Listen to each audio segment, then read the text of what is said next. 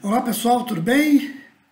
Estou aqui de volta, trazendo mais um tema polêmico para que nós possamos discutir e debater como devemos sempre fazer.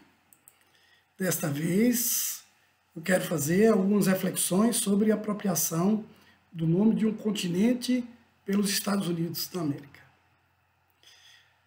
O que eu quero discutir com vocês é que todos nós somos americanos, embora alguns queiram ser mais do que outros.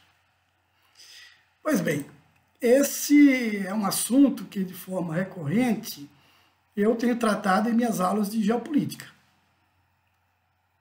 A apropriação do termo americano pelos Estados Unidos da América. Desta feita, eu vou partir da leitura de um texto de Michael Walzer, intitulado O que significa ser americano.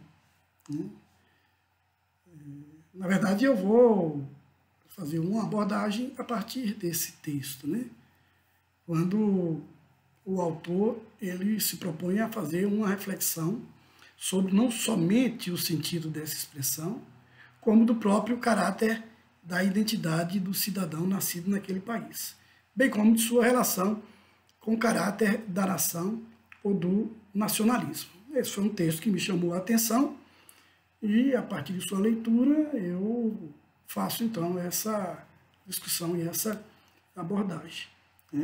A meu ver, além de uma opinião muito focada das concepções liberais republicanas, afinada com os setores conservadores, ele peca ao omitir um elemento que é crucial para entendermos esse processo de afirmação dos Estados Unidos como um Estado imperialista e da apropriação do sentido de ser americano. Eu me refiro à questão religiosa, cujos elementos foram norteadores do manifesto que impôs à governança estadunidense os caminhos que passaram a trilhar a partir do século XIX e a enxergar o restante da América como submissa aos seus interesses imperiais. Nós podemos e devemos sempre encontrar as respostas para as origens dessa apropriação com uma rápida digressão histórica. Mas antes eu quero dizer que sou e sempre fui apaixonado na história dos Estados Unidos.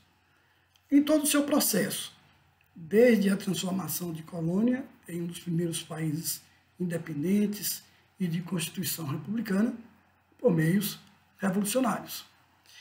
Bem como de como se deu sua expansão territorial, com as apropriações de terras mexicanas e até mesmo adquirindo territórios dominados pelos franceses e pelos russos.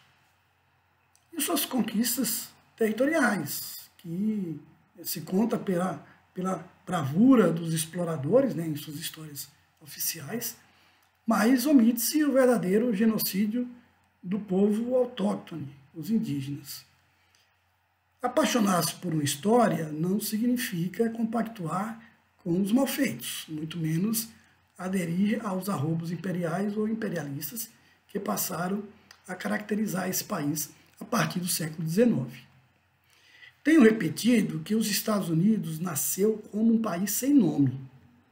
E essa deformação, vamos colocar aqui a palavra deformação entre aspas, deveu-se à escolha das lideranças de suas colônias, quando do processo de luta para libertar-se das explorações impostas pelo Império Britânico e que se tornou a luta pela independência.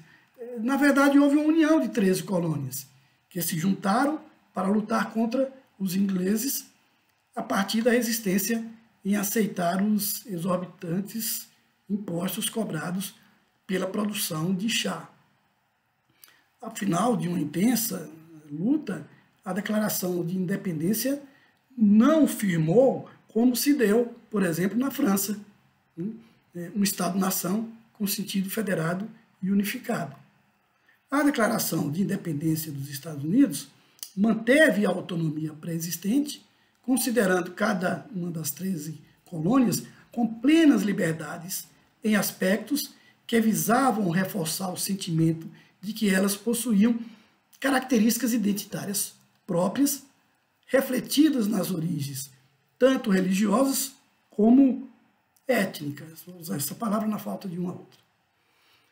Ou seja, suas histórias de vida mantinham-se vinculadas a outras nações, de onde originalmente vieram. Criou-se, assim, os Estados Unidos da América. Este é um continente que abrange dezenas de outras nações e nacionalidades. Mas cada um dos estados, ex-colônias, Estados Unidos, manteve sua autonomia em questões que dizem respeito a valores que se encontram na base de suas formações, garantindo na Constituição o direito ao Estado, no sentido mais geral, a formulação das fronteiras, a defesa de seus limites territoriais e a formação de um poder militar que os defendessem de agressões externas. Isso até a eclosão da Guerra Civil, que só veio reforçar esse paradoxo e rompe com o sentido de nação. A Guerra de Secessão tornou-se um delimitador dessa situação. Após esse conflito, os Estados Unidos aproximaram-se da formação tradicional de um Estado Nacional moderno, tal qual construído pela burguesia a partir da decadência do feudalismo e do fracasso do absolutismo, principalmente na Europa. O Hauser analisa essa formação a partir de suas origens e, abordando as características de um país construído a partir de fortes movimentos migratórios, ressalta a dificuldade, partindo dessa formação, de os Estados Unidos se aceitarem enquanto nação. Mas ser americano, a meu ver, se explica pela adoção de um comportamento agressivo, já de um Estado-nação constituído, embora sem nome, cuja característica assumida aproximou-se da antiga metrópole, contra a qual séculos antes ele se batera e conseguira se libertar. Dois movimentos para isso foram fundamentais. Ideologicamente, isso se concretizou mais adiante, no final do século XIX. Mas, além das teorias geopolíticas necessárias ao controle do domínio dos mares e, consequentemente, de toda a América, um mecanismo religioso consolida essa postura imperialista. O chamado Destino Manifesto, pelo qual entendia-se que os Estados Unidos teria recebido por influência divina o poder de garantir a liberdade e segurança de toda a América. Por outro lado, as estratégias geopolíticas e militares teóricos, como Alfred Marra, no século XIX, e Nicholas Spikman, no século XX, que propunham o controle por parte dos Estados Unidos dos dois oceanos, o Atlântico e o Pacífico, e a necessidade da influência militar sobre toda a América, rechaçando toda e qualquer ingerência europeia ou de qualquer outro continente sobre o território americano. A guerra contra a Espanha, no final do século XIX, e o controle assumido após esse conflito sobre algumas colônias, como Cuba, por exemplo, foi o início dessa nova etapa de um país que começava a constituir-se em um novo império.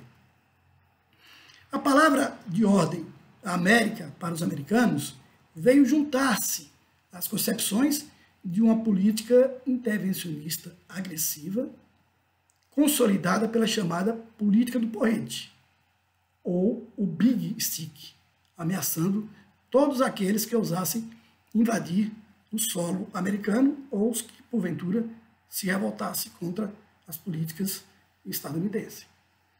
Impõe-se, assim, pela força de um país que se fortaleceu e se unificou politicamente a partir da Guerra de Secessão, o domínio sobre antigas colônias britânicas, espanholas e portuguesas.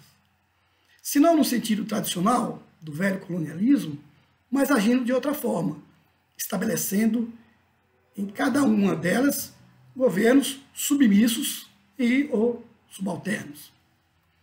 A expressão Estados Unidos da América se consolidou, assim, a partir do final do século XIX, não somente como dando um sentido ao Estado-nação de característica diferente, porque manteve-se a autonomia de todos os seus novos estados-províncias, mas impondo-se sobre os demais no continente, assenhoreando-se do termo América e americano.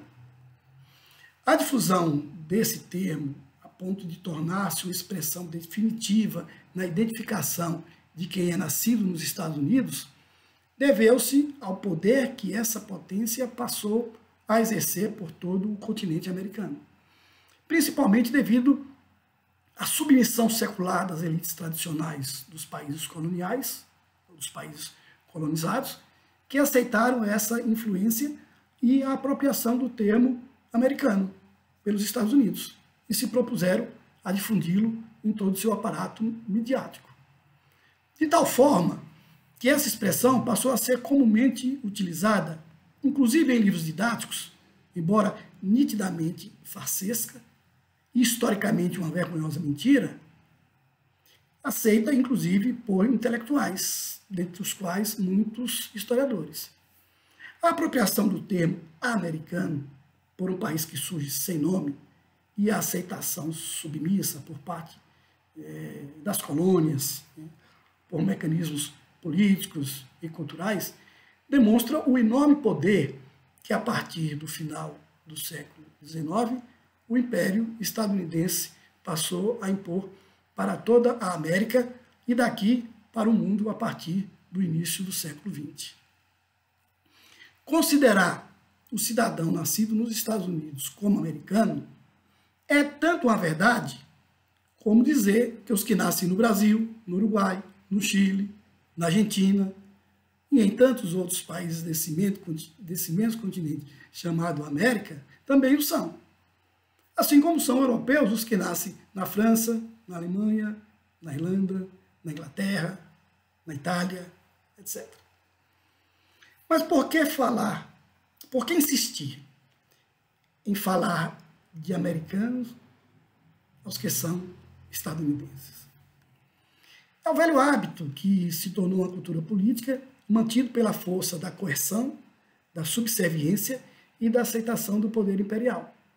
E principalmente porque todo o aparato midiático insiste em repetir cotidianamente, como reforçar a necessidade de nos considerarmos inferiores, posto que o poder do império se põe por toda a América. Isso, pode-se também dizer, tornou-se uma tradição pelo comportamento de elites assumidamente provincianas e submissas. Resta-nos apostar que as futuras gerações conseguirão romper com esse forte domínio de uma cultura política que já se aproxima de 200 anos. É salutar perceber que nos novos livros didáticos brasileiros, gradativamente, o termo estadunidense foi sendo substituído pela palavra, foi gradativamente substituindo a palavra americana, no contexto aqui analisado. Particularmente, nada tenho contra os cidadãos nascidos nos Estados Unidos, não é uma questão pessoal. As questões de ordem geopolítica que aqui analiso dizem respeito a políticas de dominação secularmente impostas sobre os demais países americanos, desde o México até o Uruguai, por uma potência imperialista. Aliás, diga-se ainda que alguns, para fugir do uso do termo americano, o substituem por norte-americano, reduzindo o alcance do erro, mas transformando Canadá e México em duas províncias dos Estados Unidos. Para que a história seja justa com aqueles que tentaram uma unificação americana, devemos resgatar os ideais de Simão Bolívar, responsáveis pelas lutas de independências em vários países, dentre os quais Bolívia, Equador, Venezuela, Panamá, Peru e Colômbia. É possível que os ideais de integração bolivariano para a América Latina tenham preocupado o emergente poder imperial dos Estados Unidos, que assim se anteciparam a uma provável luta pela união dos Estados americanos. Importa, ao final, enfatizar a compreensão de que os Estados Unidos não é a América, e a América não é os Estados Unidos. O continente americano tem, nos últimos anos, se deparado com situações que nos apontam para um resgate cada vez maior das identidades dos povos que habitam cada um de seus países. Mas deverá também consolidar cada vez mais o sentimento de que a América não é o quintal de um grande império, mas um continente a reforçar cada vez mais a sua identidade. Afinal, todos nós somos americanos.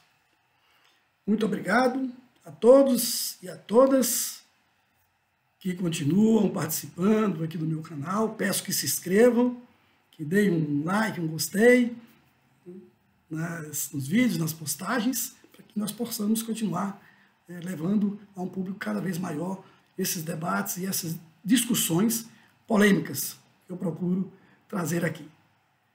Fiquem em paz, cuidem-se, namastê. E até a próxima. Não se esqueçam de acompanhar os meus textos no blog Gramática do Mundo. Um forte abraço.